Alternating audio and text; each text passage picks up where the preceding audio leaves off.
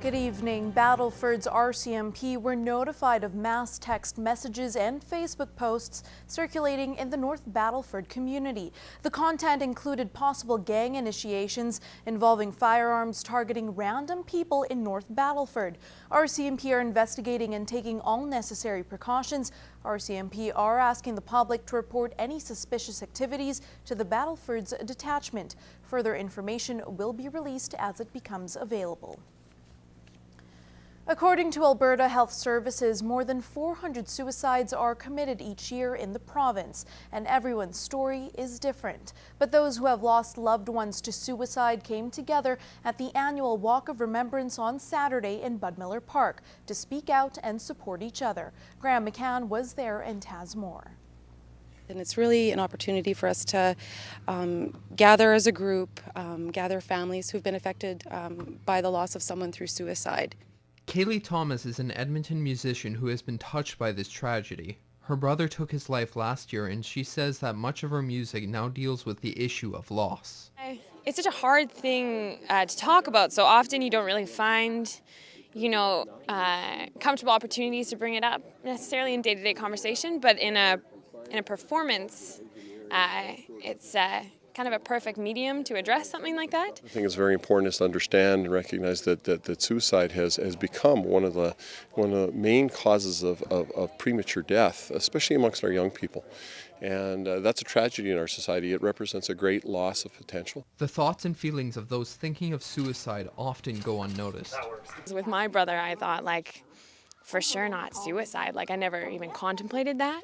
Thomas wants to inspire people, to let them know that they are not alone. Really, for someone who is struggling, I recently read a really amazing quote that it said, "Love yourself, accept yourself, forgive yourself, because without you, the rest of us are without a source of many wonderful things." Graham McCann, Newcap News. A barbecue took place yesterday afternoon in support of the only Francophone school in Lloydminster. Walmart is part of the Adopt a School program, helping raise funds for schools in need of support. École Sans Frontières just received new outdoor equipment for their playground. We didn't have one last year, and when they came in the first day of school, all of them were just ecstatic that we had actually just even color, a color and a nice equipment. We do have one, it's just not quite paid for yet. The money raised will go towards the $20,000 needed, and the staff at Walmart say they're glad to be a part of the initiative. Program that we have in our company that allows us to get involved with the local community and allows us to support local schools in the community that will, through certain fundraising and donation programs throughout the school years. There are 70 students grades K to 11 attending this year. Now, to donate to École Sans Frontières or for more information, call 780-875-0271. Middle Eastern dancing and music called Lloydminster home this weekend as the Ladies of Rock invited an internationally renowned dancer. The border city was one of only 2 Canadian stops for the master belly dancing instructor Aziza as she continued her dream tour through 7 different countries. Bart Pedjasic has more. A small crowd watched in awe at famed dance studio as Aziza showed off her belly dancing prowess.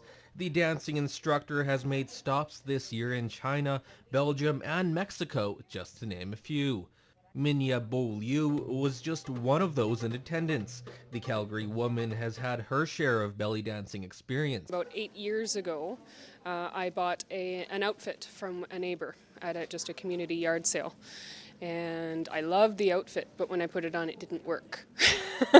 So that's what started me taking lessons, and from there, I just fell in love with it. Liu is now a belly dancing instructor herself. She made the trip down to the border city after watching Aziza dance online. She's playful, and she's smiley and happy, and you can tell that she loves to dance. While belly dancing may be what Aziza's known for, she has a background in many different styles. It all started 15 years ago with classical ballet. Then I started exploring other dance forms. I took hula, and Tahitian, and African, lyrical jazz, And I took a belly dance class, and that I was hooked from the music, from the rhythms. That was the first thing that drew me. Now the American-born instructor has made a name for herself all over the world. I've danced in Egypt and Morocco, and Tunisia, and Israel. I've also been to Singapore and China, Japan and Korea and Malaysia. Where haven't I been? This year's tour is a special one, as it's the first time Aziza has teamed up with another artist. She's joined by world master percussionist Isam Hushan.